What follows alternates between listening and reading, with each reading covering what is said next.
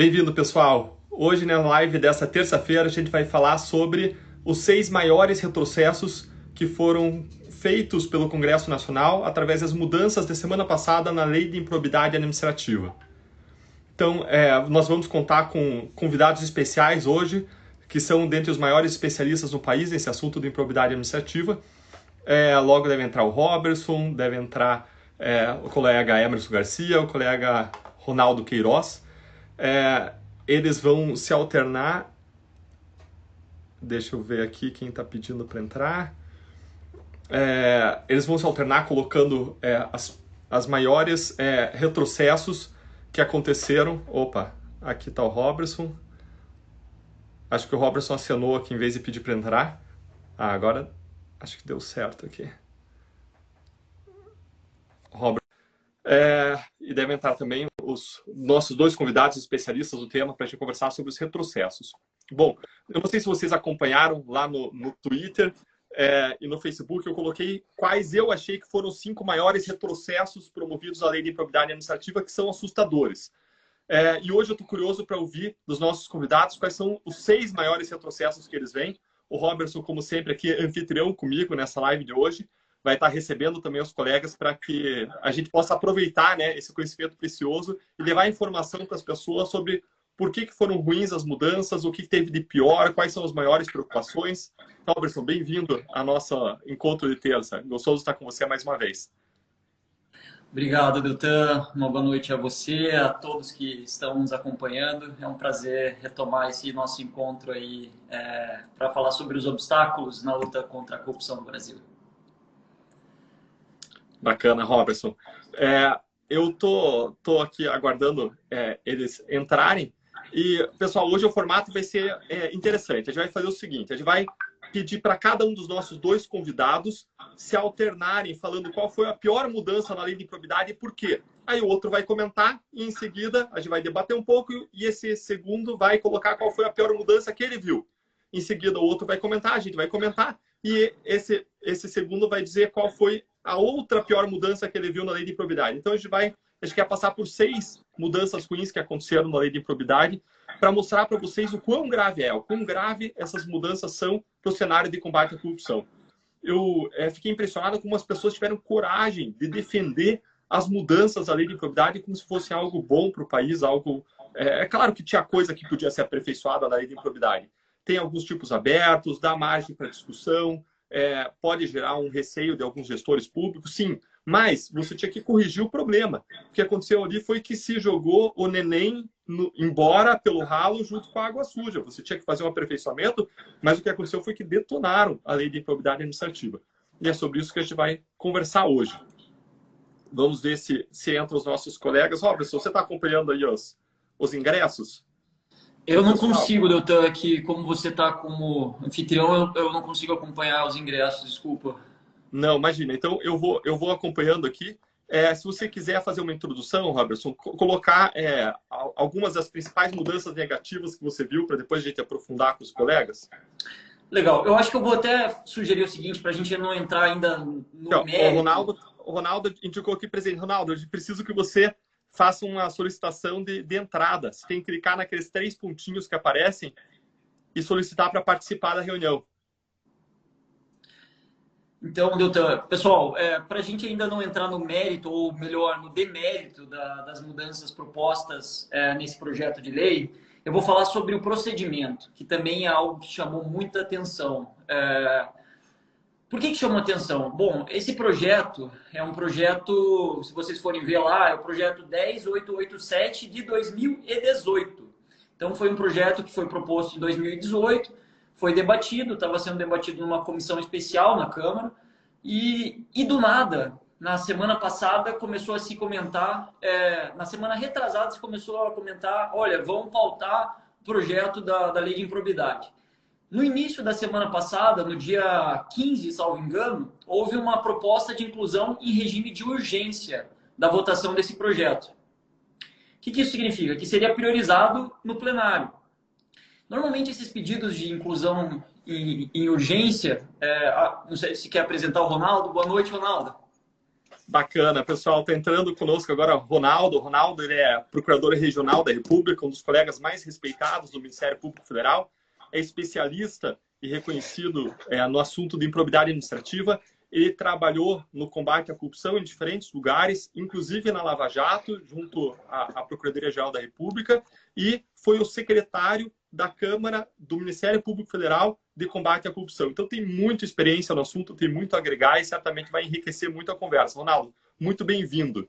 Enquanto você dá as boas-vindas também para o pessoal, eu vou tentar encontrar o Emerson aqui, ver se eu consigo inserir ele. Obrigado, e aí, pessoal, boa noite. Obrigado, Deltan, meu amigo, colega de concurso. Obrigado a Robertson, o nosso Robinho também. É um prazer falar aqui com vocês, dois colegas que nos enchem de orgulho. São brasileiros que fazem o seu dever cívico, né? E, de fato, agora o tema que vocês abriram, e aí nós estamos esperando o professor Emerson, que é a maior autoridade do assunto sobre o tema, é da mais alta importância e está na pauta do dia, né? Porque uma lei que eu passei 18 anos atuando no Ministério Público, e eu concordo, ela precisava ter algumas atualizações pontuais, mas o que fizeram realmente foi um retrocesso brutal na lei de improbidade. Vai ser bastante difícil atuar com a lei de improbidade se ela for aprovada. Não, tá em casa. Tá bom? Valeu, querido. Um abraço. Tchau, tchau. Com certeza, Ronaldo. A gente, falando em lei de improbidade, a gente não pode, assim, talvez algo que seja interessante a gente falar para o pessoal enquanto o professor Emerson se prepara para entrar aí, é o seguinte: o que é uma improbidade administrativa? Né? Improbidade administrativa nada mais é do que um ato ilícito que ofende o patrimônio público, um princípio significativo do direito público, como a probidade, como a igualdade no processo seletivo e por aí vai, ou que causa um enriquecimento ilícito de um agente público e político. Às vezes, um ato de improbidade administrativa, ele configura outros ilícitos também, ao mesmo tempo. Isso, na verdade, é o que acontece na maioria das vezes. Então, vamos falar aqui, o tema da nossa... O tema macro, né, o nosso guarda-chuva desse conjunto de lives é obstáculos na luta contra a corrupção. A corrupção é o ato de improbidade por excelência. É talvez aquele ato mais grave, porque ao mesmo tempo ele resulta em enriquecimento ilícito do agente público ou político que se corrompeu no exercício das suas funções. Ele provoca danos ao erário, na medida em que nenhuma corrupção é de graça. Então, se um agente público está recebendo dinheiro, é para fazer alguma coisa de errado. Na maioria, assim, 99,9% das vezes, ele vai facilitar para quem está pagando e vai facilitar as custas do dinheiro público. Então, resulta em dano ao patrimônio público e, ao mesmo tempo, ali ele fere uma série de princípios basilares da administração pública, como o princípio da eficiência, princípio da probidade, por aí vai. Então, improbidade é um nome diferente para quem não é da área jurídica, mas improbidade administrativa nada mais é do que... Você tem que clicar nos 3 né, pontinhos que tem, aí vai ter você tem que enviar uma solicitação de entrada. Importante. Não sei se você gostaria de acrescentar alguma coisa aí, Ronaldo. Exatamente. Você, Robinho, tocou no ponto conceitual da improbidade, até para introduzir o tema, que foi perfeito. A improbidade administrativa, ela visa punir a corrupção do agente público. É uma lei que ela visa contornar padrões éticos da conduta do agente público. E a improbidade administrativa, basicamente, é quando você se vale do seu cargo público para se beneficiar ou beneficiar algumas outras pessoas. E a corrupção é o exemplo mais claro, né? Mas a lei, ela abrange diversas condutas que violam a moralidade administrativa. Né? Vou tentar inserir aqui. Nepotismo, violação ao concurso público, violação à licitação, lesão ao erário. Então, assim, tem uma abrangência muito grande. É o nosso principal instrumento de combate à corrupção na área civil. É um instrumento muito respeitado, porque ele tem sanções que atemorizam, né? Tem uma reprimenda bastante severa e que hoje está sendo esvaziada, infelizmente. A solicitação. acho que você tem que aceitar. É isso aí, Ronaldo. Eu estou vendo aqui alguns comentários mais ácidos, prova da OAB. Ô, meu amigo, não é prova da OAB, não. A gente só está querendo dar uma contextualizada, porque, felizmente, tem muitos cidadãos brasileiros que participam desse debate, mesmo sendo de outras áreas que não a jurídica. Talvez o que é óbvio para você, meu amigo, não seja óbvio para muitas pessoas. Não obstante, todos aqui, eu acredito, queiram um Brasil melhor, um Brasil com menos gatilhos para impunidade. Então, me desculpe aqui aqueles que já têm um conhecimento mais aprofundado, mas a gente acha interessante trazer mesmo assim alguns conceitos mais gerais ou introdutórios para que todo mundo fique na mesma página para a gente discutir com propriedade, né? É lógico, a gente não está falando de tecnicismos aqui, mas a gente quer trazer, assim, porque a questão, ao fundo, as mudanças que foram promovidas são mudanças assim que são escancaradas para gerar gatilhos para impunidade. Então, e chamou atenção, no meu ponto de vista, até estava falando isso, Ronaldo, quando você entrou, que chamou muita atenção a velocidade com que esse projeto tramitou. É um projeto de 2018, mas na semana passada ele foi apresentado um pedido de tramitação com urgência que foi aprovado em 8 minutos. 8 minutos entenderam que esse projeto deveria tramitar de forma urgente. No dia seguinte foi apresentado um parecer pelo deputado petista Zaratini, de São Paulo, um parecer substitutivo, que basicamente mudava um monte de coisa, assim, pontos assim, nevrálgicos, importantíssimos do projeto. Ele apresentou esse parecer no início da tarde do dia 16 e no fim da tarde do dia 16, 477 deputados votaram. Eu confesso para vocês que se esses 477 deputados lessem as 30 páginas do projeto, eu acredito que muitos, a menos que tivessem um curso de leitura dinâmica e assim uma compreensão ampla do que foi introduzido, não conseguiriam entender o que foi mudado ali na lei. Então, chamou muita atenção que 408 deputados votaram pela aprovação de um projeto substitutivo que mudava completamente, que muda completamente a lei de improbidade, em pontos assim altamente controversos, e fizeram isso em um dia. Então, essa tramitação acelerada, pessoal, ela é muito prejudicial quando a gente está falando de diplomas normativos. Não são diplomas que estão mudando o nome de rua, não, pessoal. A gente está falando de mudar um dos pilares do combate à corrupção no Brasil, né, Ronaldo? Ronaldo, você destacou ali no início. A gente está falando de um instrumento que possibilita que o Ministério Público, hoje, investigue, processe e, quando presentes as provas de autoria e materialidade, responsabilize gestores por desvios gravíssimos. Isso, então, chama muita atenção essa velocidade. Não sei se você concorda, Ronaldo. Concordo. A forma de aprovação foi surpreendente. Assim, esse projeto ele nasceu em 2018. Inclusive, o professor Emerson foi um dos membros da comissão. Ele nasceu muito bom, o projeto, e ele foi desfigurando ao longo da tramitação e deu no que deu. Vou deixar apresentar o nosso grande jurista da improbidade administrativa e promotor de justiça, Emerson Garcia. Fica.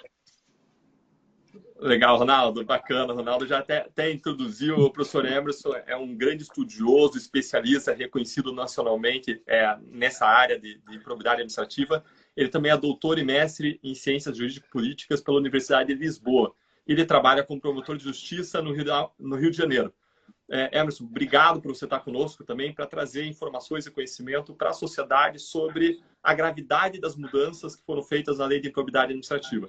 Você conhece já, né, o Ronaldo, o Robertson, a gente está aqui em casa, num ambiente tranquilo, praticamente informal. O nosso objetivo é a gente estar levando informações. Eu já adiantei no começo da live, vou reprisar agora, que a gente vai abordar, pessoal, as 6 mudanças piores na visão dos 2 professores aqui presentes na Lei de Improbidade Administrativa. Queria abrir, Emerson, para você dar os seus boas-vindas também para o pessoal e talvez você já fazer o primeiro comentário seu sobre qual o primeiro ponto que você achou muito ruim, a primeira mudança, das 6 mudanças, ou das 3, vamos dizer assim, cada um dos 2 vai escolher 3 das piores mudanças, né?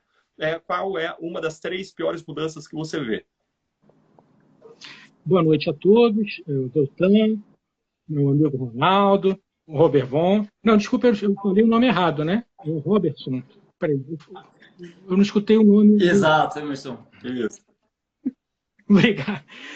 Muito obrigado pelo convite para participar do evento. É um tema que é muito caro à população brasileira e é tão caro quanto desconhecido. Muitos sabem que essa lei existe, poucos compreendem o seu alcance e muitas vezes nós temos deturpações ou tentativas de deturpação. O debate no parlamento brasileiro a respeito do amadurecimento do Instituto de Improbidade Administrativa é lídimo, é justo, ele deve ser sempre realizado. E muitas vezes nós temos uma tensão dialética entre argumentos favoráveis e contrários a determinado ponto de vista. O direito ele vai amadurecendo, tudo isso é direcionado, ou deveria ser, pelo interesse público, e a partir daí nós encontramos uma solução justa. Justo é aquilo que não gere uma situação de excesso e nem de insuficiência. Quando nós temos uma possibilidade de punição em excesso, nós temos algo ajusante do direito. Quando a punição é insuficiente, do mesmo modo, nós caminhamos a jusante do direito. Nosso grande desafio, e com a Câmara dos Deputados, Senado Federal, o Congresso Nacional não é diferente, é encontrar um ponto de equilíbrio. Então, nós tivemos ali modificações inicialmente introduzidas na Câmara dos Deputados. Muitas dessas modificações refletem um juízo político, uma visão de ver a lei de improbidade. Nós temos ali, podemos até divergir de algumas delas, mas muitas são legítimas, são visões de compreensões a respeito do alcance da lei. Muitos administradores públicos se veem acusados por atos de improbidade e o objetivo é fazer com que a acusação seja direcionada àqueles que põem em risco o interesse público. Então, nós temos modificações ali que possivelmente são amparadas por uma visão de direito, de mundo, de realidade, mas eu só acho que aquelas modificações que ponham em risco o próprio diploma normativo e o tornem simbólico, elas têm que ser vistas com muita preocupação.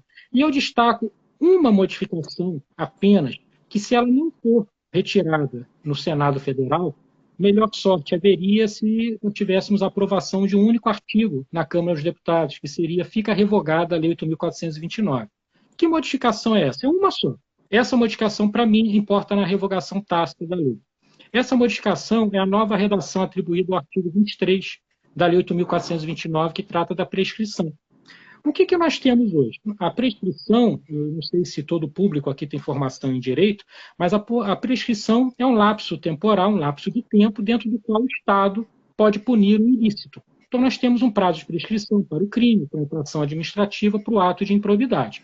A Câmara dos Deputados, ela unificou os prazos de prescrição existentes. São prazos variáveis e ela fixou em 8 anos esses prazos de prescrição a contar da data do fato. Nós temos vários complicadores, que se o agente for reeleito para governador, prefeito, ele fica o mandato inteiro dentro daquela gestão e muitas vezes inviabilizando a prescrição. Mas isso, para mim, chega a ser uma opção política, ainda que é o meu modo de ver negativo. Só que, além de ter estabelecido o prazo de prescrição em 8 anos, o que fez o projeto? Ele dispôs que o ajuizamento da ação seria privativo do Ministério Público. Então, só o Ministério Público pode ajuizar a ação civil por ato de improbidade. Eu acho isso muito produtivo, por uma razão simples. Em boa parte dos 5.500 governos que existem no Brasil, nós não temos procuradorias especializadas, procuradorias de carreira. Os agentes que exercem a chefia da procuradoria são agentes que ocupam cargos em comissão e não há sequer uma carreira. Isso ocorre na maior parte dos municípios brasileiros. Então, para se evitar que a lei de improbidade seja utilizada como instrumento de vindita política, concentra-se no Ministério Público a legitimidade para ajuizar a ação. Caminho semelhante ao que foi percorrido pela humanidade em relação à ação penal. Na Roma Antiga, qualquer pessoa podia ajuizar uma ação popular em face de outrem, e isso era um instrumento de vindita. Então, caminhou-se até se concentrar isso no Ministério Público. Então, a lei concentra no Ministério Público a legitimidade, fixa o prazo de prescrição de 8 anos. Então, para aqueles que nos ouvem, o Estado teria 8 anos para acusar alguém por ato de improbidade. Aí, no parágrafo abaixo, o mesmo artigo diz o seguinte: o Ministério Público, que é o único que pode ajuizar a ação, tem 6 meses para concluir uma investigação, prorrogáveis por mais 6. Então, num artigo, o Estado brasileiro diz que ele tem 8 anos para acusar alguém por ato de improbidade. No parágrafo 2º, o mesmo Estado diz que a investigação tem que estar concluída em 1 ano. Eu não sei nem justificar isso teoricamente. Eu tenho um prazo de prescrição de 8 e um prazo decadencial para investigar. O fato pode ocorrer, mas no dia que eu começar a investigar, eu tenho 1 ano para acabar, mas eu não tenho 8 para acusar. Então, se esse preceito for aprovado da forma que está, é como se a lei tivesse sido revogada. Porque é impossível, com as mazelas de um estado de modernidade tardia como o nosso, nós concluirmos investigações dessa natureza em um ano. Nem uma perícia é concluída, muitas vezes, em um ano, dependendo da dimensão do ilícito praticado. Então, o ponto mais grave para mim da reforma foi o artigo 23, ao estabelecer uma prescrição de 8 anos e 1 ano apenas para investigação. Eu não sei como isso funcionaria na prática. Nós teríamos um flanco perigoso, se muitos vão dizer, olha, se a investigação não foi concluída em um ano, ela acaba, não há mais possibilidade de se perquirir. Então, essa, para mim, é a modificação mais grave da lei. Essa, se continuar, equivale à revogação da lei. Fala, doutor. Eu queria até acrescentar um ponto aí, se você... Mas, enfim, te cortei. Não. Tá em casa, Robert. Se você quiser falar, eu ia abrir pro Ronaldo falar e depois talvez aqui comentar. O que você acha? Pode ser, claro. Nossos experts. Prestigiar os nossos convidados, Ronaldo, o que você nos diz sobre isso? Concorda, discorda, acrescenta? Primeiro que eu sempre sou obrigado a concordar com o professor Hermes, porque eu sou discípulo dele. Mas pela experiência, como membro do Ministério Público, a gente sabe que esse prazo é impossível. Eu concordo que esse é um dos principais, talvez o maior problema da lei de improbidade. Há uma contradição quando o professor Hermes fala que o Estado deu 8 anos para ajuizar a ação, mas deu 1 ano, no máximo, a regra são 6 meses, para a investigação. Nós temos um dado do tempo médio de investigações do Ministério Público Federal, extraído a partir do nosso sistema, que é de 608 dias. Esse é o tempo médio das nossas investigações. E não é fazendo corpo mole, como o professor fala. Muito da nossa investigação depende de atores externos, perícias, documentos, investigações mais complexas que envolvem busca e apreensão, ou seja, um planejamento, uma execução, uma análise e uma conclusão, para evitar o ajuizamento de ações temerárias e irresponsáveis, para evitar o erro. E no momento em que o legislador ele reduz a 6 meses, no máximo 1 ano, então ele está fechando as portas da improbidade administrativa. E aí, professor, no tema da prescrição, eu complemento a fala do professor Emerson também com a criação da prescrição intercorrente, né? Que não existia na improbidade administrativa. O que é a prescrição intercorrente? A prescrição abstrata é aquela que vai da data do fato até o ajuizamento. 8 anos. Aí o legislador disse, opa, mas se você ajuizar, vai correr prescrição dentro do processo. E essa prescrição dentro do processo ela vai ser reduzida pela metade. Agora o juiz, o cronômetro estava ligado para o Ministério Público. Depois ele liga o cronômetro para o juiz, e pela metade. O judiciário tem 4 anos para julgar esse caso. Se não julgar, prescreve, mesmo o Estado já tendo agido. Então, é realmente essa prescrição, da forma como foi feito, esse prazo com impossibilidade material, na maioria dos casos, de ser investigado, fecha as portas da improbidade administrativa e abre as portas da impunidade. Eu não tenho dúvida disso. Super bacana, Ronaldo. Robertson, você queria complementar? A gente vai tentar controlar e ficar mais ou menos dentro de 8 minutos para cada um dos assuntos, para a gente poder correr 6 assuntos ao longo dessa live, aproveitar melhor, passar mais informação para as pessoas. Então, agradeço a objetividade dos comentários de vocês dois. Robertson também vão seguir na mesma linha. Sem dúvida. Eu concordo com os professores Emerson e Ronaldo. Do meu ponto de vista, essa foi a mudança que tem o maior potencial lesivo para o combate à corrupção. E eu vou colocar aqui corrupção porque é o principal ato de improbidade. Pessoal, tem vários outros, mas corrupção é o principal ato da improbidade. E hoje é um ato de improbidade que pessoas no primeiro grau, né, no chão de fábrica aí do Judiciário e do Ministério Público conseguem processar, porque não tem foro privilegiado em improbidade, salvo em relação aos membros do STF, segundo o entendimento do próprio STF. Então, hoje, a improbidade é democrática e republicana no sentido de que segue todos os agentes públicos e políticos são processados de forma igualitária. Então, não há foro privilegiado em relação à improbidade, tanto não há que na Lava Jato já foram propostas ações de improbidade em face de dezenas de agentes políticos, inclusive em face de partidos políticos, né? A gente tem ações de improbidade ajuizadas em face do PP, do PT e do PMDB e do, salvo engano, mais algum partido agora que depois tem que resgatar para não informar errado aqui.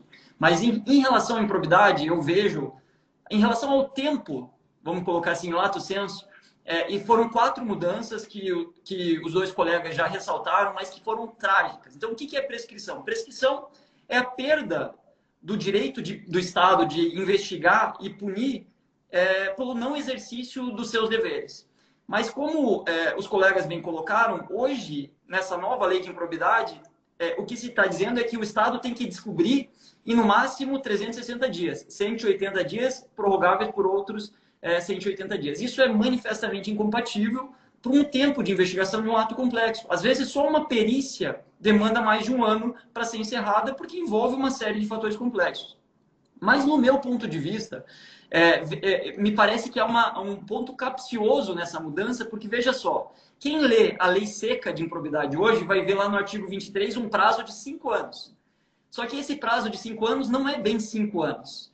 Hoje, os prazos prescricionais da improbidade está lá 5 anos, mas em relação a agentes políticos, ele é contado do término do mandato do agente político. Isso significa que se ele praticar um ato de improbidade no início do mandato, vai ser 9 anos, não 5. Se ele se recandidatar e se eleger para o mesmo cargo, não vai ser mais 9, vão ser 14 anos. Então, o prazo está diminuindo quando você coloca ele como de 8 anos.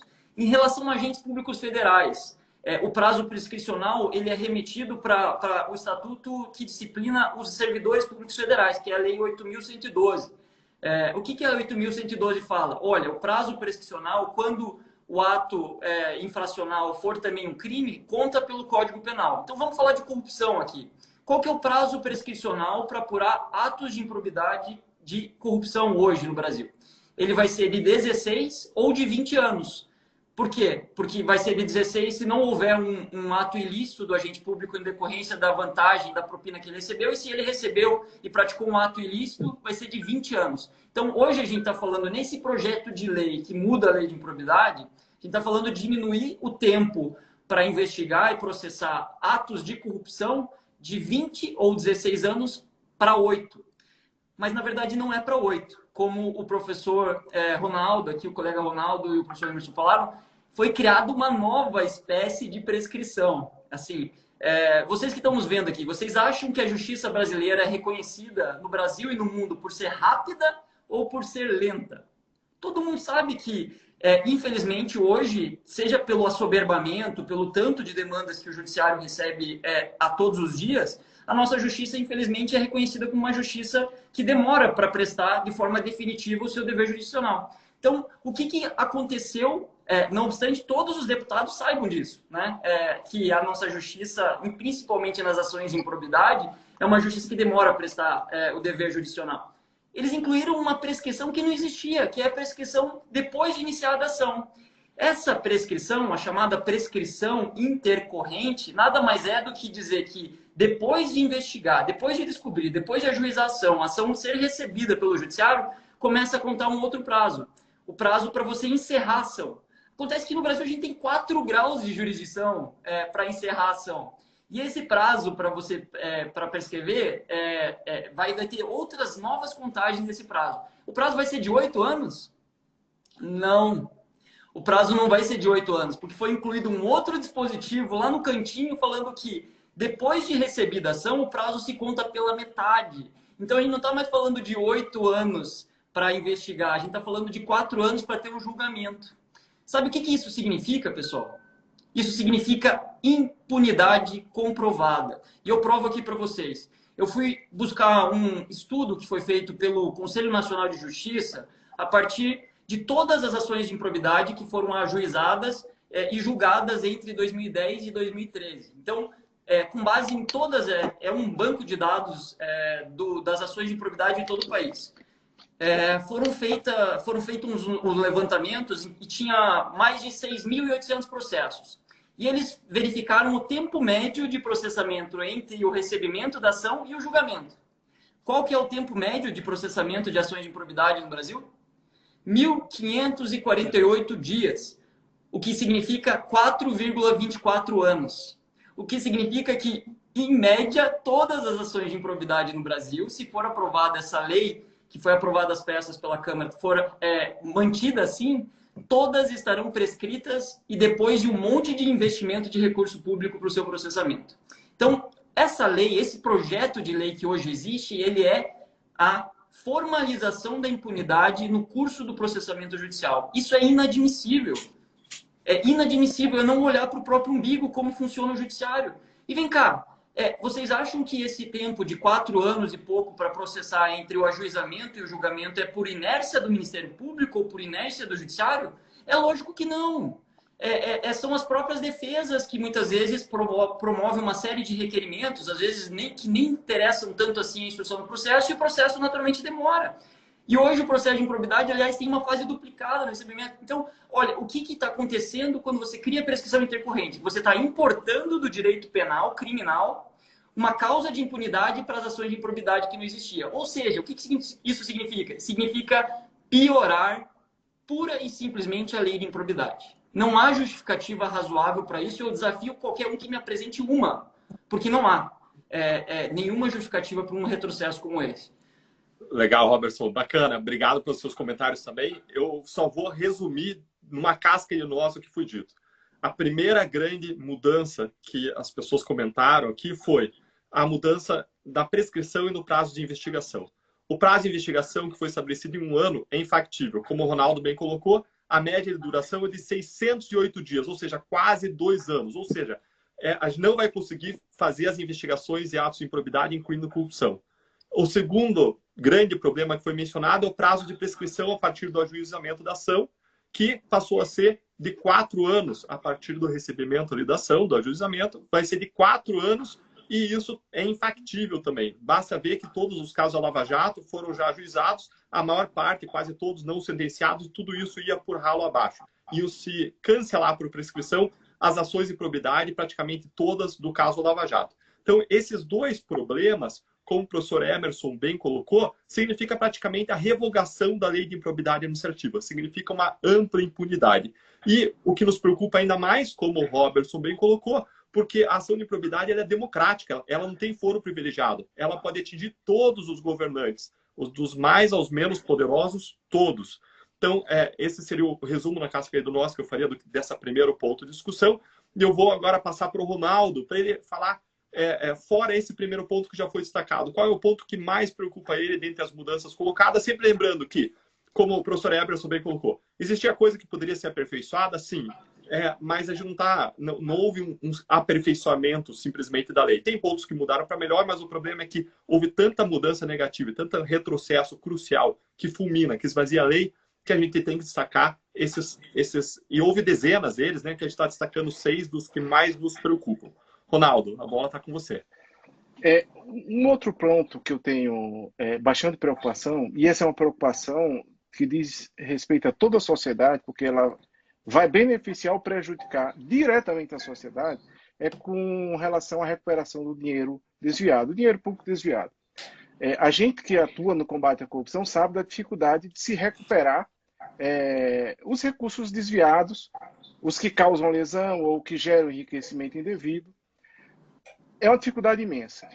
Para ter uma ideia, citando o estudo aí que o colega Robertson falou, do CNJ, que analisou mais de 8 mil improbidades em 2015, e a taxa de sucesso de uma recuperação de ressarcimento de bens integral é de apenas 4%.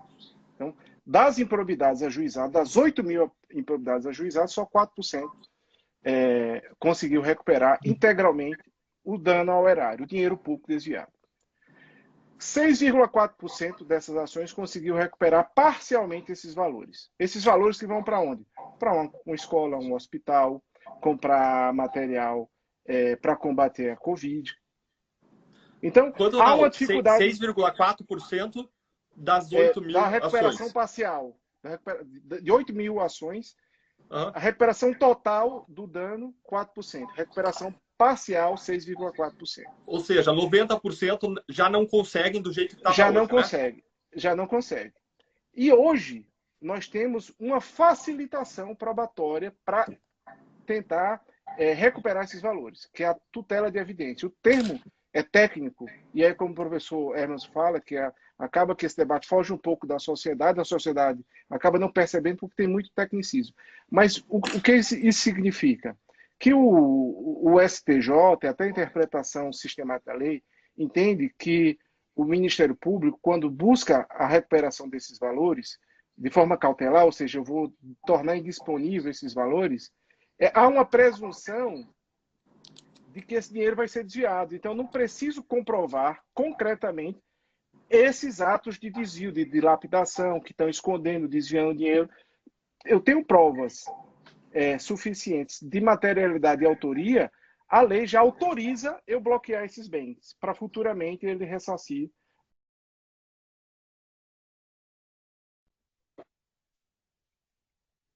Concreta de que os bens estão sendo desviados. Dilapidação, desvio, passar para nome de laranja. Ou seja, eu tenho que esperar o sujeito desviar para eu conseguir bloquear esses bens. E não o contrário. Não vamos bloquear antes que ele desvie.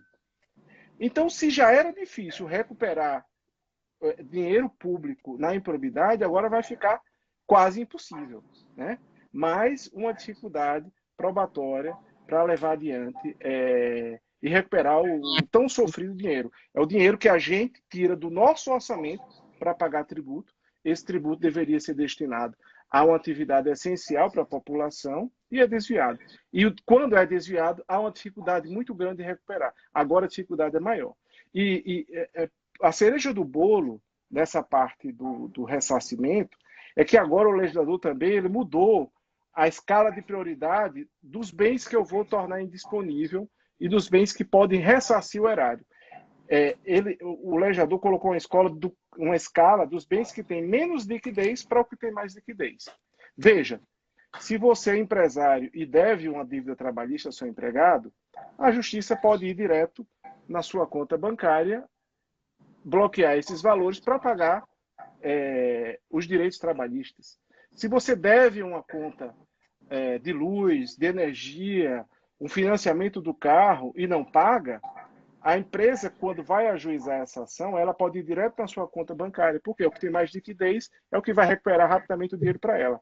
Mas se você desviou o dinheiro da educação, da saúde, da segurança pública, de remédio para combater a Covid, eu não posso ir direto na conta bancária do agente público que fez esse desvio. Eu tenho que começar por bens ilíquidos, imóveis, veículos, aeronaves, só para depois chegar em recursos líquidos. Então, assim, se já era difícil, uma taxa de sucesso de menos de 10%, agora vai ser realmente uma dificuldade sobrecarregada.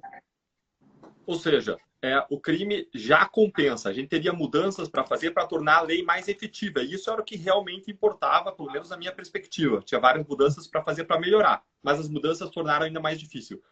Professor Emerson, concorda, discorda? Quer acrescentar alguma coisa? Olha, o ponto a que o Ronaldo se referiu é um ponto palpável e uma curiosidade. Não é só uma mudança de opinião a respeito de um determinado fato da realidade. Hoje, o que o Ronaldo falou é uma jurisprudência sedimentada no âmbito do Superior Tribunal de Justiça já há décadas. Então, o tribunal que uniformiza a interpretação da legislação infraconstitucional entende assim há décadas. E eles vão alterar para retirar essa possibilidade de decretação da indisponibilidade de bens. Na linha do que o Ronaldo falou, eu não sei se nós já podemos avançar num outro ponto, eu gostaria de mencionar a questão da solidariedade. Na teoria do ilícito, em qualquer parte do mundo civilizado, todos aqueles que concorrem para um ilícito devem responder pelos seus efeitos. Mas, a partir dessa responsabilização, nós temos individualizações da pena, contamos a idade da pessoa, o nível de participação, isso para uma reprimenda penal. Em relação à reparação de danos, todos aqueles que, de alguma forma, concorrem para a causação do dano a alguém, passam a ser responsáveis pela reparação desse dano. Isso é expresso na concepção de solidariedade. Todos os malfeitores devem recompor solidariamente a esfera jurídica alheia. Então, se uma pessoa é agredida por outras 3 na rua, as outras 3 devem recompor o dano causado, civilmente, e são solidárias. O que significa solidariedade? Que se uma delas tiver patrimônio, ela pode ser instada a indenizar com a totalidade do seu patrimônio e depois ela busque a parte dos demais. Mas é um facilitador para o restabelecimento do status quo, é um facilitador para a indenização dos danos causados. Então, hoje, nós trabalhamos com referencial de solidariedade, tratando-se de reparação de danos, por exemplo, causados ao patrimônio público. E são, se 3 pessoas elas conseguem desviar recursos públicos, mas nós só descobrimos patrimônio de uma delas, essa pode ser integralmente responsabilizada. Por quê? Ela aderiu à conduta das outras 2, os 3 atuaram em comunhão de desígnios e ações. Então, a solidariedade é um facilitador da reparação do dano. E muito importante, porque nem todos os autores de ilícitos são hábeis o suficiente para esconder o seu patrimônio com a rapidez necessária. Na forma como foi aprovado o texto, a solidariedade para a improbidade, ela é extinta. Então, olha que coisa interessante. No âmbito da lei civil, do Código Civil, a solidariedade existe para todos aqueles que juntos causem dano a quem quer que seja. Mas se eles causarem dano ao interesse público, ao patrimônio público, não há solidariedade.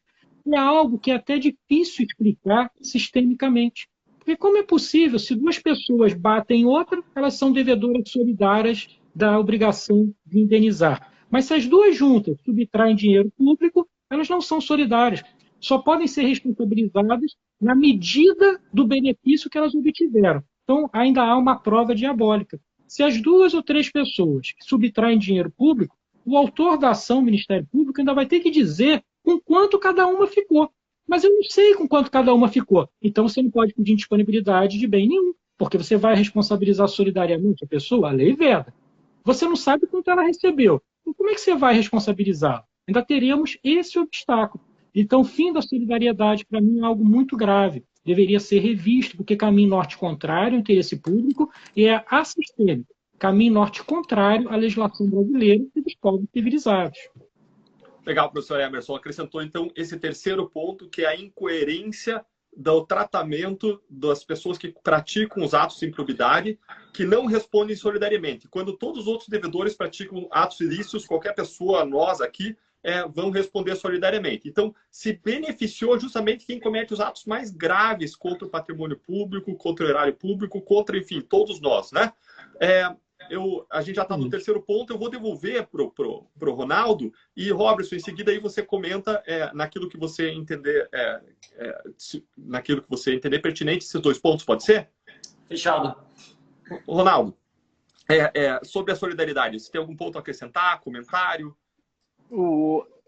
Sobre a solidariedade, só acrescentar que eu estou atuando agora perante o Tribunal Regional Federal da Primeira Região.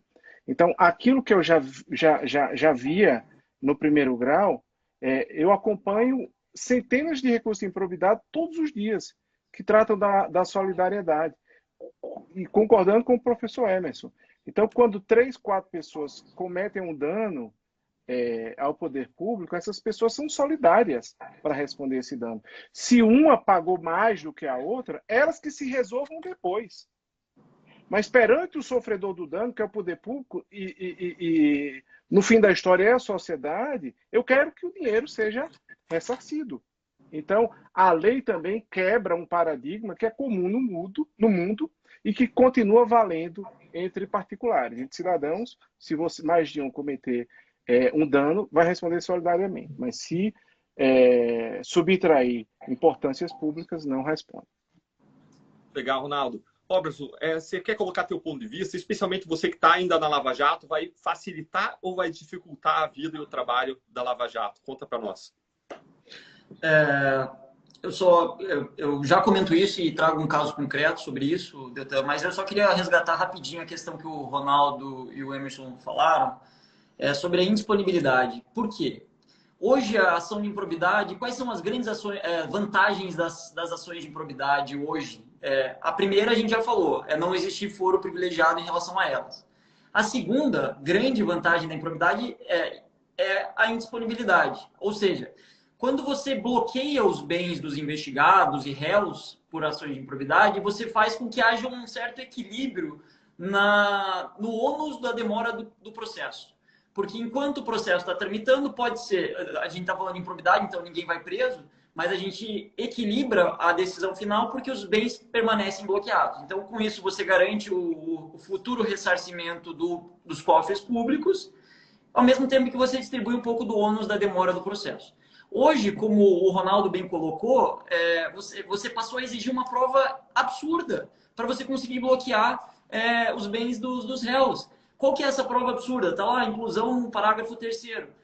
Só poderá ocorrer a indisponibilidade, o bloqueio dos bens, mediante a demonstração do caso concreto de perigo de dano irreparável. Agora, reflitam aqui, quem está vendo a live, pessoal, como é que você comprova num caso concreto, numa investigação, um perigo de dano irreparável? É muito complicado. Então, na prática, o que isso vai fazer? Vai inviabilizar bloqueio. Só para tornar bem concreto para quem está ouvindo a gente, digamos que você descobriu que o Paulo Roberto Costa praticou crimes de corrupção. Não basta isso para você bloquear o patrimônio dele. Você tem que provar que ele tem uma intenção lá dentro da cabeça dele de se desfazer do patrimônio e começar a se desfazer, e aí você tem que correr atrás do leite derramado. Exatamente. E olha o que é pior, né? Como bem destacou o Ronaldo também. Digamos que você comprove que ele tem esse risco. Você não vai poder ir lá na conta bancária dele, que tenha 20 milhões de reais, e bloquear. Você vai ter que bloquear a Land Rover dele, primeiro. E depois você vai ter que bloquear o iate dele. E vocês sabem como são difíceis esses bloqueios, de manter esses bloqueios. Depois você vai ter que avaliar esses bens. E o que vai acontecer quando você terminar e mostrar, olha, esses valores são insuficientes? O que vai acontecer com a conta dele? Já está, assim, em vários outros lugares mesmo, menos onde ela estava. Então, são duas peneiras aí de impunidade evitando os bloqueios. É absurdo, pessoal, é absurdo. Agora, você perguntou, Delta, sobre a questão da Lava Jato. E aí eu trago um outro aspecto que, no meu ponto de vista, assim, grita nessa lei, que é a exclusão da possibilidade de ajuizar ações de improbidade em face de partidos políticos. Lá no artigo, eles criam um artigo 23C, que diz o seguinte: atos que ensejem enriquecimento ilícito, perda patrimonial, desvio, apropriação, malbaratamento, dilapidação de recursos públicos dos partidos políticos ou de suas fundações serão responsabilizados nos termos da Lei 9.096 de 95. O que ele está fazendo ao falar isso? Ele está falando que não vai ser possível de responsabilizar tais atos nos termos da Lei de Improbidade. E essa lei que é licita é uma lei eleitoral. Então, acontece aqui com esse projeto o que aconteceu pela via jurisprudencial com investigações complexas de corrupção e lavagem. Joga para a justiça eleitoral. Isso não é... Isso, assim, no meu ponto de vista, seria muito prejudicial. Primeiro porque, muitas vezes, a grande corrupção que envolve agentes políticos também envolve as agremiações partidárias, infelizmente. E aí não faz sentido você cindir essas ações deixando os partidos políticos de um lado, as pessoas físicas do outro, né?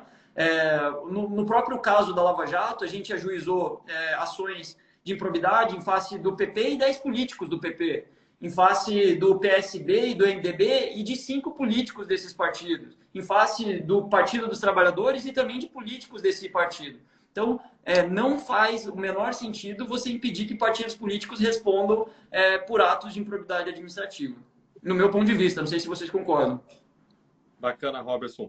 Olha só, então até agora a gente passou por 3 grandes pontos apontados pelos professores Everson e Ronaldo. A questão da prescrição e do prazo de investigação foi o primeiro. Em segundo lugar, a dificuldade para recuperar o dinheiro desviado. Em terceiro lugar, a dificuldade para responsabilizar os gestores por causa dessa estipulação da responsabilidade solidária e da necessidade de você ter que especificar quanto lucrou cada um quando o dinheiro desaparece, o dinheiro desviado desaparece, né?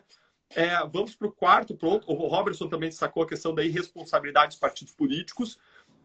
Eu queria devolver agora para o Ronaldo para ele indicar o próximo ponto que ele entende como bastante problemático na lei de improbidade. Com relação às condutas da improbidade administrativa, o legislador também ele deu uma reduzida. Nós temos atualmente 3 modalidades de improbidade, né? A improbidade de enriquecimento ilícito, quando você usa o cargo para receber vantagem devida, recebe uma propina, um dinheiro público, etc. Quando causa lesão ao erário, quando o seu ato causou um dano ao erário, ao poder público e de forma imoral, né? E uma improbidade que é um pouco mais contestada por determinados setores da sociedade, e eu acho que esse debate ele é importante mesmo, é a improbidade de violação a princípios. É quando não causa enriquecimento, não causa dano, mas viola princípios da moralidade, da impessoalidade, da honestidade. Então, essa modalidade de improbidade administrativa, que ela é muito importante, como, por exemplo, ela pune o nepotismo, ela pune a violação de concurso público, ela pune outras condutas de severa gravidade.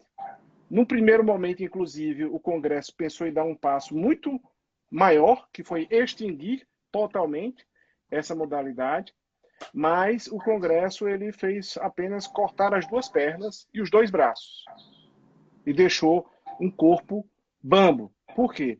Porque continua existindo a modalidade de improbidade e violação a princípios, mas com pouquíssimas condutas, deixou condutas gravíssimas de fora. Por exemplo, uma tortura. Um policial torturar um investigado visando obter indevidamente uma confissão. Isso não seria uma improbidade administrativa? Não é um abuso do cargo público? Um assédio sexual. Um superior hierárquico assediar uma subalterna? Isso não seria uma improbidade administrativa? Um estupro. Um agente penitenciário que estupra uma detenta frágil ali, sem condições de se defender, isso não seria uma improbidade administrativa? Hoje, sim. Mas se for aprovado do jeito que está, não. E para as improbidades de violação a princípio que sobrarem, também houve uma redução do campo da sanção. A improbidade ela tem um rol de sanção muito extenso.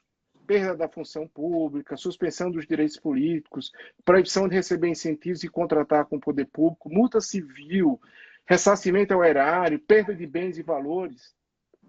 Isso tudo cabia para qualquer modalidade de improbidade. Agora, com esse projeto que foi aprovado, e para a improbidade de violação a princípio, só cabem 2 sanções. Multa civil e proibição de receber incentivos ou contratar com o poder público. Ou seja, vai só apenas no bolso. Né? Um cidadão que torturou, não perde o cargo. Que estuprou, não perde o cargo. Que humilhou, não perde o cargo.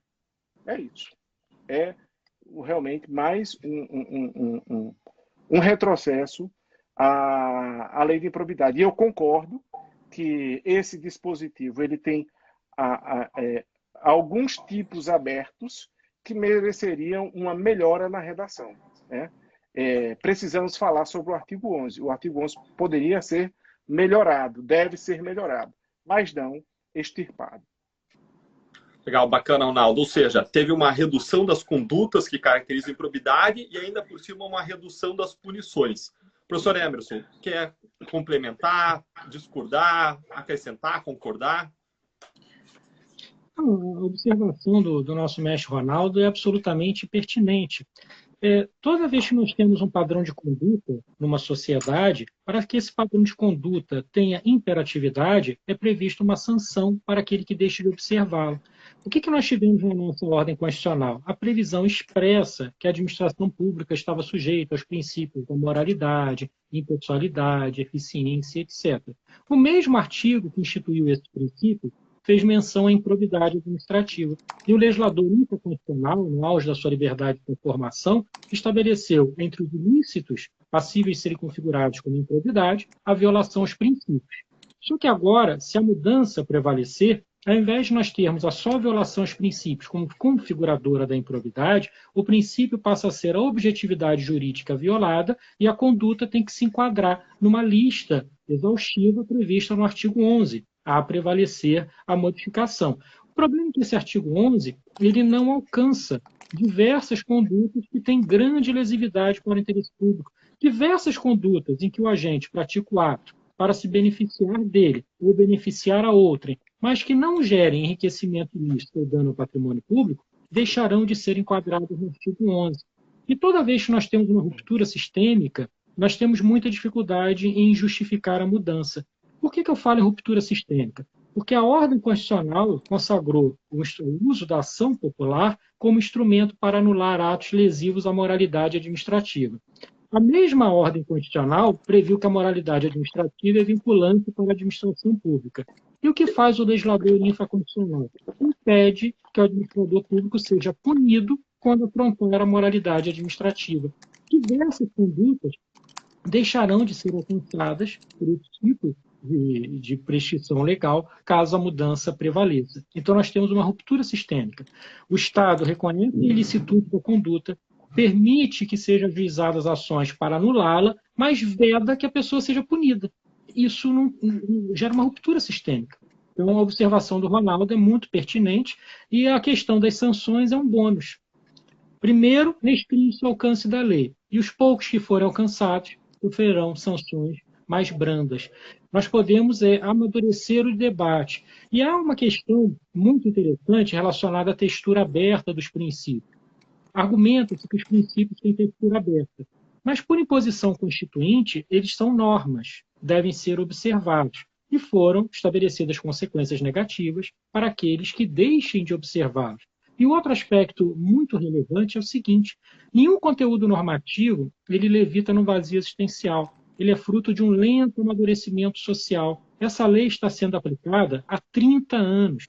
Então, nós já temos uma zona de certeza positiva do que é alcançado por ela, uma zona de certeza negativa. Então, aquilo que alegadamente gera uma insegurança, há muito foi superado, porque a sociedade, o Estado, amadureceram o seu conteúdo de modo a compreender o seu alcance. Então, o debate em relação ao artigo 11, ele deve ser reaberto. Nós estamos abrindo um flanco perigoso com uma incoerência sistêmica, que reconhece-se a ilicitude do ato, permite que qualquer do povo ingresse com uma ação para anulá-lo, mas veda-se a punição do agente. Legal, bacana, professor Emerson. Robertson, quer fazer algum comentário, adicionar alguma coisa em relação a esse ponto? Só vou pedir para ser objetivo, porque a gente tem mais um minutinho para fechar esse ponto, para a gente ficar mais ou menos dentro do cronograma. Eu queria trazer um outro ponto que eu acho essencial, mas daí, para gerir o tempo, eu preferiria nisso, não sei se dá tempo ainda, para trazer um outro pontinho aí. Vamos deixar para o final? A gente pode fazer alguns comentários gerais aí, cada um, pode ser? Fechado. Bacana. Legal. Faltam mais 2 pontos só agora dos 6 pontos, né? Professor Emerson, você quer colocar mais um ponto que você considerou um retrocesso que traz bastante preocupação? Olha, um outro aspecto que também muda a forma como nós vamos compreender a lei diz respeito às demais sanções a serem aplicadas. Como que se aplica uma sanção no direito brasileiro? Para as pessoas entenderem. Se nós temos um ilícito qualquer que combina uma pena, digamos, de prisão de 6 a 20 anos, um homicídio simples, a pessoa ela raramente é condenada a 20 anos. Cada dia que se aumenta a partir dos 6 anos, é necessário que haja uma justificativa. Por isso que se estabelece um patamar mínimo para a pena e um patamar máximo, para que o juiz possa atuar naquele patamar mínimo, distanciando-se ou aproximando do máximo. O que fez o substitutivo? O substitutivo, ele aumentou o prazo de suspensão dos direitos políticos, que é uma das sanções que é combinada à prática do ato de improbidade, no caso de enriquecimento ilícito ou dano ao patrimônio público, ele aumentou. Mas esse aumento, ele terminou por ser simbólico. Por que ele foi simbólico? Porque da mesma forma que ele aumentou o prazo de suspensão até 14 anos, o que gera uma impressão de que esse prazo pode se estender muito, pode ser um prazo muito dilatado, ele eliminou o tempo mínimo de suspensão dos direitos políticos. Então, hoje, nós temos, por exemplo, para um enriquecimento ilícito, a possibilidade de suspensão dos direitos políticos de 8 a 10 anos. Então, a pessoa que enriquecer ilicitamente, ela vai ficar com os direitos políticos suspensos por pelo menos 8 anos. Com a mudança, disse para a população que a pessoa pode ter os direitos políticos suspensos por até 14. Mas o tempo mínimo foi eliminado. Então, o juiz começa com 1 dia, 2 dias, 3 dias. Não se pode dar um prazo de 1 ano, 2 anos, 3 anos do nada. É necessário uma justificativa. E o tempo mínimo, hoje, é 1 dia de suspensão dos direitos políticos. Então, quando o juiz aplica 1 ano, ele tem que explicar por que está aplicando 1 ano ao invés de 1 dia. E para ele chegar ao prazo existente hoje, não aquele almejado, com a aprovação do substitutivo, ele já começa com os 8 anos. Com o substitutivo, ele não conseguirá justificar sequer chegar aos 8 anos em qualquer ilícito de enriquecimento ilícito. Então, aumentou-se o prazo de suspensão de direitos políticos, mas esvaziou-se a sanção, ela deixa de existir, porque suprimiu o tempo mínimo, tornou-se uma sanção simbólica. Então, isso é algo que precisa ser rediscutido, reavaliado, porque eu tenho certeza que o objetivo não é esse. Mas nós precisamos pensar que no direito sancionador, qualquer dia que exaspere a situação jurídica de alguém deve encontrar a devida justificativa. Ronaldo, você também tem essa preocupação em relação à pena de suspensão de direitos políticos, que se tirou o mínimo legal? E depois de comentar essa, você já quer engatar o teu último ponto? Aí de volta para o professor Emerson, aí o Robertson comenta e eu comento, e a gente fecha um círculo de comentários. Sem dúvida. No plano das sanções, realmente o legislador, ele até talvez de uma forma de justificar para a sociedade, que ele ampliou bastante o prazo máximo da suspensão.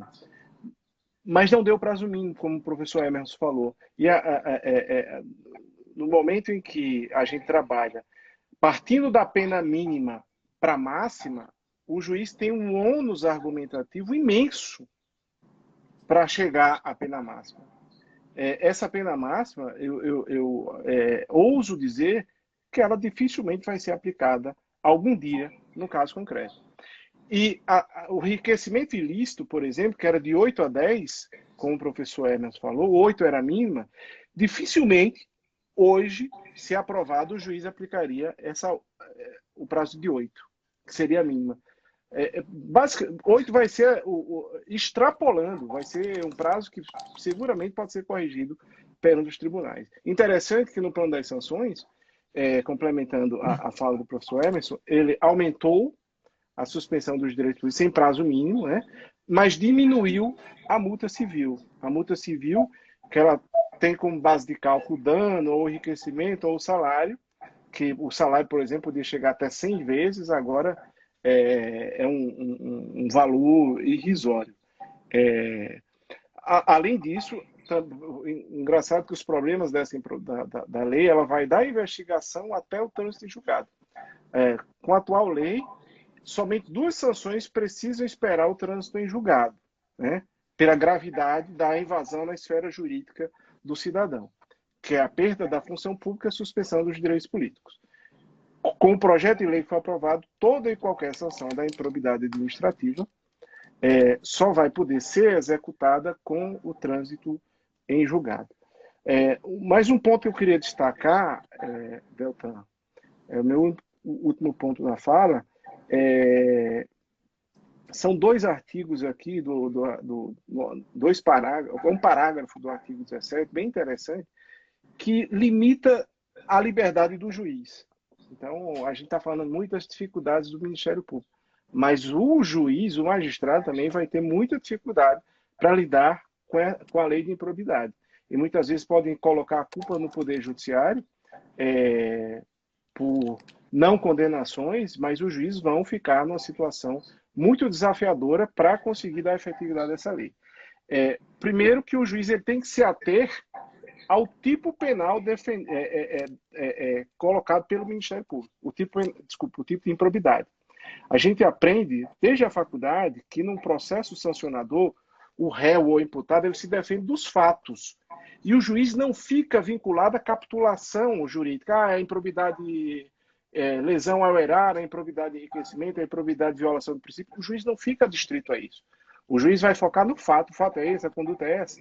Ela se adequa tipicamente a algum dispositivo na improbidade punitivo? Se sim, eu, juiz, vou dar a palavra final e vou punir. Eu posso escolher o tipo mais grave ou um tipo mais brando. O Ministério Público errou, pecou na caneta. Eu vou escolher esse mais brando. A lei diz que não, o juiz tem que ficar vinculado à tipificação do Ministério Público. Esse é um problema na liberdade judicial. Legal. E o outro Ronaldo, problema... Só para deixar, só para traduzir para o pessoal leigo, né? Vamos levar para a área criminal. Você vai lá e descreve como promotor um roubo seguido com um homicídio, né? E você descreve, aí o promotor fala, olha, eu acho que aqui tem um roubo mais um homicídio.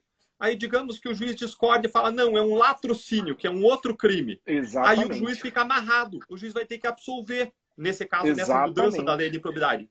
Como que funciona hoje? Hoje o juiz só readequa. Fala, olha, está descrito roubo, está descrito homicídio, eu acho que é latrocínio, eu vou condenar por latrocínio. Mas com essa mudança, o juiz fica amarrado e ele tem que absolver, porque ele não pode condenar por um crime diferente, em cima de um tipo penal diferente. Ou seja, ele não poderia condenar por latrocínio. É transportar isso para improbidade. Amarrar o juiz, não é? Exatamente. Só para é importante falar que nesse caso do latrocínio e roubo são julgamentos por tribunais diferentes, só para o pessoal, né? Tribunal do júri e juízo, talvez a lógica, né? Só para não... Verdade. Não, tem consequências absurdas. E uma outra limitação à atividade do juiz é que o dispositivo fala que se o réu ele pedir uma prova tempestivamente, o juiz é obrigado a produzir aquela prova, sob pena de nulidade. E a lei, ela nem ressalvou se essa prova for impertinente, irrelevante ou procrastinatória, o juiz pode indeferir. A lei já criou um vício e colocou a nulidade absoluta sem abrir para as exceções que a teoria da prova e da admissão de prova, quando você está... O Ministério Público tem o ônus de provar os fatos que ele está imputado, o réu ele vai se defender daqueles fatos. Se o réu pedir uma prova e essa prova for impertinente, não tiver relação com aquele fato, o juiz vai indeferir, para não empurrar o processo e não cavar a prescrição intercorrente, que a gente já falou e criticou aqui, se essa prova foi irrelevante, qual a cor da camisa do presidente da licitação no dia do pregão. Se não tiver nenhuma relevância, para que essa prova? Eu quero ouvir uma pessoa que está agora em Dubai. E procrastinatória. A gente sabe que são aquelas provas que visam empurrar o processo para frente para chegar à prescrição. Então, o processo também, a lei também não fez essa ressalva. Na hora que você junta provas procrastinatórias com prescrição intercorrente, sai aí um suco de impunidade bem gelado. É verdade. Emerson. Olha, a percepção do Ronaldo é corretíssima. E eu, quando vejo disposições como essa nas nossas leis, eu lembro sempre da forma como um jurista anglo-saxão ele tenta compreender a realidade. Se um determinado dogma começa a conduzir a resultados que são insatisfatórios sob a ótica do interesse público, esse dogma é abandonado e tem-se uma visão essencialmente pragmática. O que fazer para alcançar um resultado? Idealizar diplomas normativos que inviabilizem as consequências, eu acho que não é algo que anda de braços dados com o interesse público. O que nós temos que ter é equilíbrio. Assegurar a ampla defesa não é inviabilizar a atividade persecutória do Estado. Isso não é assegurar a ampla defesa. E há uma deturpação muito grande em relação à própria concepção de garantismo. Todo ser humano, se ele estiver no pleno gozo das suas faculdades mentais, ele deve ser garantista, porque a esfera jurídica individual somente pode ser restringida pelo Estado com observância de um devido processo legal, garantindo-se a defesa e o contraditório. Garantismo não é inviabilizar a atuação do Estado, sacrificando o interesse coletivo em prol de interesses individuais menos nobres. Isso não é garantismo, isso não é ampla defesa, isso é um fator de desagregação social que gera riscos muito grandes, porque gera um efeito multiplicador. Essas pessoas normalmente estão no alto escalão do poder e dão exemplo aos demais que estão na sociedade em geral. Então, quando nós inviabilizamos punições, nós geramos um efeito cascata muito arriscado para a hegemonia, para a continuidade de uma sociedade. Legal, bacana. Robertson, você quer comentar esses últimos pontos do juiz amarrado, do fim da pena mínima de suspensão de direitos políticos e o trânsito em julgado das sanções? Quer fazer comentários gerais sobre essas últimas questões? Aí depois a gente vai com um tempo de comentários gerais de todo mundo, tá, Robertson? Você, inclusive, vai fechar a nossa live hoje. Legal, Deltan, obrigado. Eu acho que é importante dar uma frisada nessa questão do que o professor Emerson acabou de trazer do garantismo, né? Nós queremos um processo com garantias adequadas para os réus, para os investigados, mas também queremos um processo com garantias adequadas para aqueles que não estão no processo, que são as vítimas. E no caso das ações de improbidade, as vítimas são representadas pelo Ministério Público, quando o Ministério Público ajuiza a ação de improbidade, né? Todas as vítimas de um desvio multibilionário de corrupção são os brasileiros, né?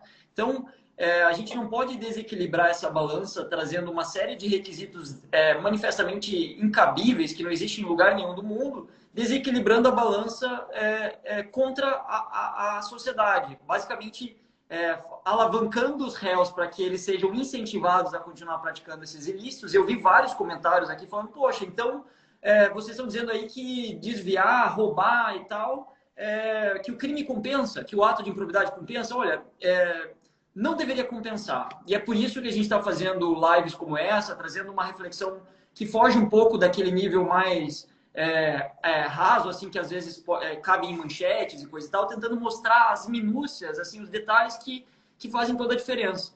Então, não é um tecnicismo quando você retira a pena mínima, como os dois colegas destacaram. Isso faz com que se traga um ônus argumentativo para o juiz que é enorme, né?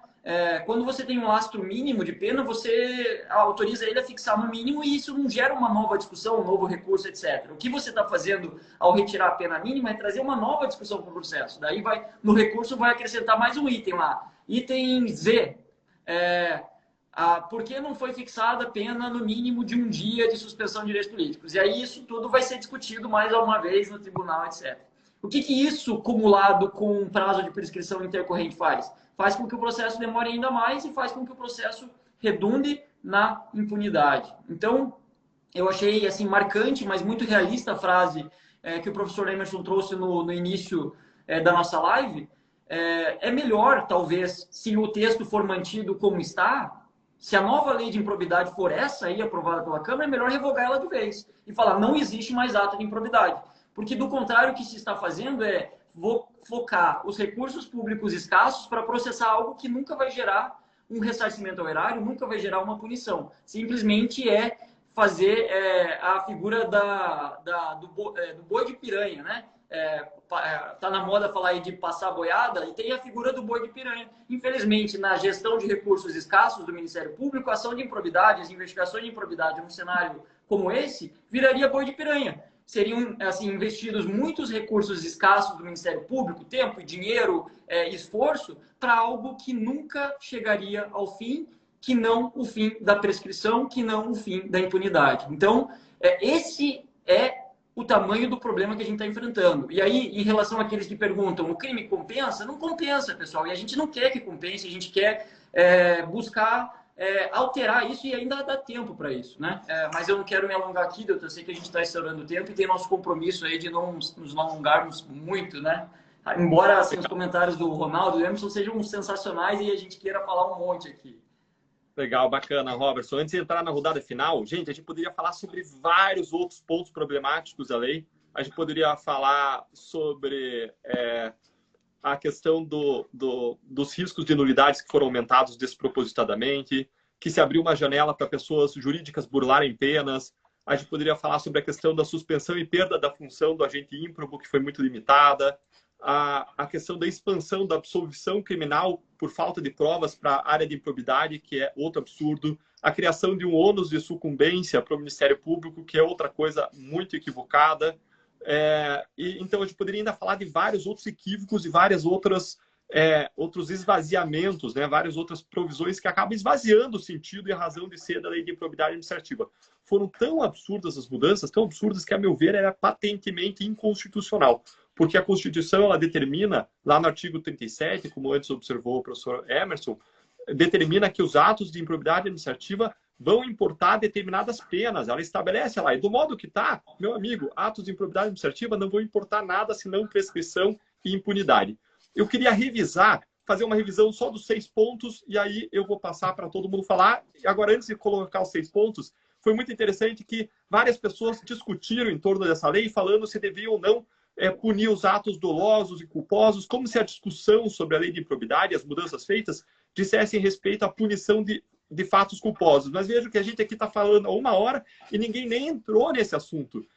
A meu ver, existem problemas muito maiores, ao ver desse grupo, né, que foi colocando os maiores problemas que enxergava. O maior problema não foi o fim dos atos culposos de improbidade, foram várias outras mudanças que acabam esvaziando por completo a lei. Ainda que a gente pudesse discutir se foi bom, se não foi ruim, em que medida foi bom ou ruim a questão dos atos culposos terem sido afastados. E quais foram os 6 pontos que foram, então, abordados aqui hoje, tá? Primeiro ponto, a prescrição e o tempo de investigação. Ao se diminuir o tempo de prescrição e se limitar o tempo de investigação, se esvaziou. É como se tivesse se revogado a lei de improbidade, nas palavras do professor Emerson, como ele bem colocou. Segundo ponto, a preocupação em relação à recuperação do dinheiro desviado. Não vão ser mais possíveis as cautelares, como vinham sendo feitas, tornando mais ainda difícil. Lembrando que 90% das ações de improbidade não recuperam nada. Já era difícil, vai ficar pior ainda. Em terceiro lugar, existe uma outra dificuldade criada para a recuperação do dinheiro, que foi se excepcionar a regra de solidariedade, ou seja, de que todas as pessoas que se envolvem devem e são devedores de todo o débito causado aos cofres públicos. Essa regra é excepcionada em relação aos gestores, aos maus gestores, às pessoas que praticam atos de improbidade administrativa e de modo despropositado, sem uma razão para isso. Esse foi o terceiro ponto. Quarto ponto, condutas de improbidade foram reduzidas. E eu acrescentaria aqui um comentário que eu queria ter feito, eu não fiz. Se mudou tanto o ato de improbidade de enriquecimento ilícito do agente público que eu poderia dizer que ele deixou de existir, que existe lá uma outra corrupção, se contrariando, inclusive, regras internacionais que se determinam a punição do enriquecimento ilícito do agente público. Mas, enfim, o terceiro ponto foi o fato de que se reduziu muito as condutas que são punidas a título de improbidade administrativa. Temos agora, desculpa, o quinto ponto, eu me perdi. Voltando aqui. Primeiro ponto, prescrição e tempo de investigação. Segundo ponto, as cautelares para recuperar dinheiro desviado se foram alteradas e se vai se dificultar mais ainda. Terceiro ponto, a recuperação também foi mais dificultada pela regra de solidariedade. Quarto ponto, condutas de improbidade foram reduzidas. Quinto ponto, houve um fim da pena mínima de suspensão de direitos políticos. E, além disso, como o Ronaldo bem complementou, agora as punições só vão acontecer depois do trânsito em julgado, né? O que dificulta ainda mais que as punições aconteçam. E o sexto ponto foi que o juiz ficou amarrado em vários aspectos. O juiz não pode condenar com enquadramento legal diferente daquele feito pelo Ministério Público. O juiz tem que dar ainda todos os pedidos de prova da defesa, o que estende o processo vai assegurar a prescrição. Enfim, como o professor Emerson colocou, isso aí só tem um efeito desagregador, né? Um efeito multiplicador de ilícitos, porque o mau exemplo passa a vir de cima e não é punido, não é condenado socialmente pelo aparato de justiça. Bom, então esses foram 6 pontos sobre os quais a gente conversou hoje, poderia conversar sobre muitos outros, mas eu queria deixar um agradecimento, a gente já se estendeu bastante no tempo, um agradecimento pelo tempo dedicado pelo professor Ronaldo, pelo professor Emerson, muito obrigado pelo tempo dedicado para espalhar conhecimento, para trazer informação para que as pessoas possam conhecer as mudanças graves que estão sendo feitas pelo Congresso na lei de improbidade, porque depois não adianta chorar. Depois que, eventualmente, o Senado aprovar essas mudanças, não adianta chorar. Agora é a hora da sociedade se articular e exercer cidadania para fazer a sua voz ser ouvida, para que essas mudanças não esvaziem a lei de improbidade como elas estão fazendo. E, para encerrar, eu queria deixar um tempo aí de 2 a 3 minutos para cada um fazer as suas breves considerações finais, fechando com o Robertson, que aí se despede para todo mundo. O Robertson também é um anfitrião, né? A gente está sempre junto aqui às terças-feiras. Ele vai fazer a despedida de todo mundo. E queria, então, que Ronaldo e Emerson, vocês fizessem uma consideração final sobre, quer sobre o que a gente conversou aqui hoje, quer sobre como a sociedade pode agir, quer sobre a importância da sociedade se envolver a título de cidadania na produção legislativa, na gestão do país, de modo apartidário, né? A título de cidadania mesmo. Queria deixar para vocês fazerem as considerações finais e, enfim, o Robertson fazer a despedida. Posso começar? Quem quiser, pode começar. Primeiro, eu queria agradecer o convite. Para mim é uma honra participar desse quadradinho, tendo 3 figuras tão expressivas do nosso direito, da nossa sociedade. Uma honra maior ainda, porque eu realmente tenho uma admiração muito grande pelo professor Emerson Garcia, que é a maior autoridade, na minha opinião, sobre o tema no Brasil, e dizer que realmente a gente tem que se preocupar. Eu parabenizo o Deltan por trazer um tema que é tão delicado, é tão técnico, que às vezes foge do radar da sociedade, mas é tão importante para a sociedade. A Constituição brasileira tem um compromisso em punir, reprimir e prevenir atos de corrupção. A improbidade administrativa está expressa na Constituição. A moralidade administrativa está expressa na Constituição. O Brasil assinou tratados internacionais anticorrupção, se comprometeu com a comunidade internacional, com o mundo, no combate à corrupção, que traz mazelas tão grandes para a sociedade. E o nosso pano de fundo brasileiro, infelizmente, é de uma pandemia também da corrupção. E ao invés de a gente endurecer a legislação ou tratar a legislação fazendo os ajustes necessários para equilibrar a balança, mas enfraquecer o combate à corrupção ao ponto dela se tornar impossível de ser levada a efeito com a lei da improbidade, realmente isso preocupa muito. É importante que a sociedade acompanhe, debata, cobre e veja qual é o resultado final de toda essa história. O projeto agora vai tramitar no Senado, abre-se a porta novamente para a democracia deliberativa, que é a da conversa, que é a da exposição de ideias e de convencimento. E espero que no Senado esse projeto ele seja equilibrado e traga novamente a efetividade ao combate à corrupção. Eu fico muito honrado com o convite, foi realmente uma alegria muito grande e é prazeroso saber que há colegas, pessoas que estão comprometidas em analisar mudanças dessa natureza e, de algum modo, colaborar para o debate no espaço público. Eu parabenizo a todos, foi um grande prazer poder dividir o espaço com Deltano, Roberto, o mestre Ronaldo, o mestre todos nós, da área do direito público, é um grande prazer. Eu acho que o nosso grande desafio enquanto povo, enquanto sociedade politicamente organizada, seja encontrar um ponto de equilíbrio. Nós precisamos deixar claro o seguinte: não há nenhum objetivo em se afirmar que os órgãos de persecução são infalíveis. O Ministério Público é feito de seres humanos, o Poder Judiciário é feito de seres humanos, a falibilidade anda de braços dados com os seres humanos. Então, nós temos que criar um sistema em que o nível de falibilidade diminua, nós consigamos punir ilícitos extremamente prejudiciais ao interesse público e, acima de tudo, garantir a esfera jurídica individual. Isso só funciona com um sistema equilibrado. O sistema ele se torna equilibrado quando nós temos uma tipologia que é compreensível, nós individualizamos corretamente quem é alcançado pelos atos e nós temos sanções que produzem algum efeito na realidade. Vez ou outra, nós idealizamos aqui sanções que fariam melhor figura em um anedotário. Eu vou lhe falar algo que foi aprovado há 30 anos atrás, no final do século XX. Nós tivemos a edição da Lei de Inelegibilidade no Brasil, de 1990, a Lei Complementar 64, regulamentando o artigo 14, parágrafo 9º da nossa Constituição. De quantos em quantos anos é realizada uma eleição no Brasil? De 4 em 4. Quantos anos a Lei de Inelegibilidade previu para uma pessoa que fosse condenada pela prática de certos ilícitos no âmbito de uma eleição? Agisse com abuso do poder político ou econômico, ela previu uma inelegibilidade de 3 anos. Então, o legislador brasileiro disse assim: a nossa eleição é feita para o mesmo cargo de 4 em 4. Mas se você praticar um ilícito nessa eleição, você fica inelegível por 3 anos a contar dela. Então, na próxima eleição, você está livre para praticar o mesmo ilícito. E na próxima, e na próxima, e na próxima. O que nós estamos fazendo aqui, se esse objetivo prevalecer, é algo parecido.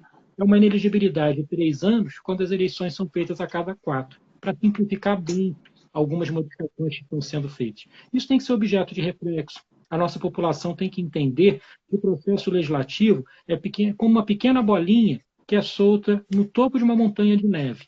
Ela começa pequenininha e ela termina muito grande. E quando ela é grande, ninguém para mais, porque ela já vai atender certos setores, ela já vai produzir efeitos na realidade fenomênica, e revogar é a coisa mais difícil do mundo. Então, o ideal é estimular o debate, as pessoas tentarem compreender. Essa compreensão, muitas vezes, é difícil em razão do tecnicismo. Vozes se levantam e dizem: o que nós fizemos foi melhorar, foi aperfeiçoar. Outras vozes dizem: isso está errado. E no meio, uma população com a capacidade crítica reduzida.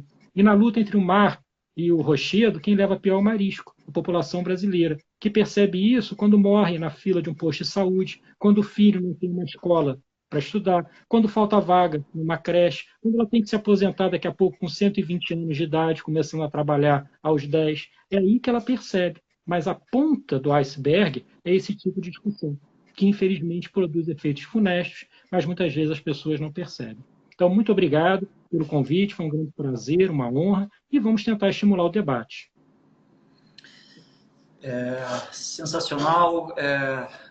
Emerson, Ronaldo, reforço aqui os agradecimentos do Deltan pela participação de vocês, que nós temos como referência, não só em probidade administrativa, combate à corrupção, mas referências dentro do Ministério Público e da comunidade jurídica do Brasil todo.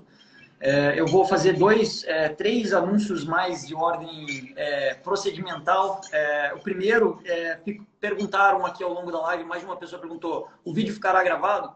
Sim, vai ficar gravado e o Deltan, logo depois do término da live, ele publica lá no perfil dele no IGTV, pessoal. Quem não conseguiu ver ou quiser mandar para algum outro colega ver, fique à vontade. Segundo, perguntaram sobre recomendações de livro. Desculpa que eu não consegui anotar o nome de quem fez as sugestões, né? Falaram, poderiam fazer uma recomendação de livro no final da live? Olha, eu recomendo, como a gente disse aqui, temos 2 especialistas aqui. Se vocês jogarem lá na Amazon lá, ou em qualquer outra plataforma de livros, o nome desses 2 especialistas, Ronaldo Queiroz, Emerson Garcia, vocês vão ver que eles escreveram já sobre o tema improbidade administrativa. Então, quem quiser mais profundidade sobre o tema, recomendo que vocês façam isso e aproveitem um pouquinho mais o conhecimento desses 2 feras aí.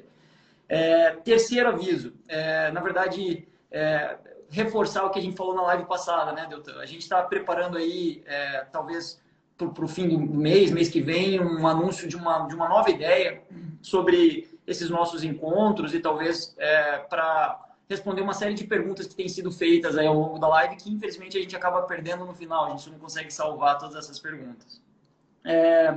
E aí, queria fechar, eu vi que um assunto recorrente aí da participação de todos aí foi, disse respeito a gente precisa ficar atento ao Congresso, uns falaram a gente precisa trocar o Congresso, outros falaram, olha, o que a gente pode fazer? E, de fato, hoje a gente está falando de uma questão central que está sendo decidida no foro político por excelência, que é o Congresso Nacional. Eu queria fazer um alerta aqui, eu acho interessante a gente fazer isso, porque tanto quanto, às vezes, criticar políticos que votam leis que podem promover o retrocesso, a gente tem que também, eventualmente, valorizar aqueles que estão buscando o melhor para o país no exercício da legislatura. Então, eu queria destacar não os 408 deputados que, em menos de um dia, leram o substitutivo da nova lei de improbidade e aprovaram ela sem ressalvas. Eu queria destacar os 67 que votaram contra a aprovação. Então, vocês conseguem lá entrar no site da Câmara e ver quais foram esses 67 deputados federais que votaram contra essa aprovação e talvez vocês encontrem lá deputados dos seus estados. Então, eu acho que uma palavra de incentivo quando nossos representantes políticos lutam por um cenário melhor também é interessante. Eu acho que é melhor a gente reforçar pelo bem do que reforçar pela crítica. Então, fica aí uma dica, acho que é legal todo mundo ir ver e reforçar esse comportamento legal. Um segundo ponto, agora, essa lei é definitiva? Não, é um projeto de lei. Foi aprovado na Câmara, nosso sistema político é bicameral, então agora ele foi para o Senado. No Senado a gente tem 81 senadores, e agora a bola está com eles. Então, são eles que podem refletir, problematizar e aperfeiçoar esse texto do projeto de nova lei de improbidade.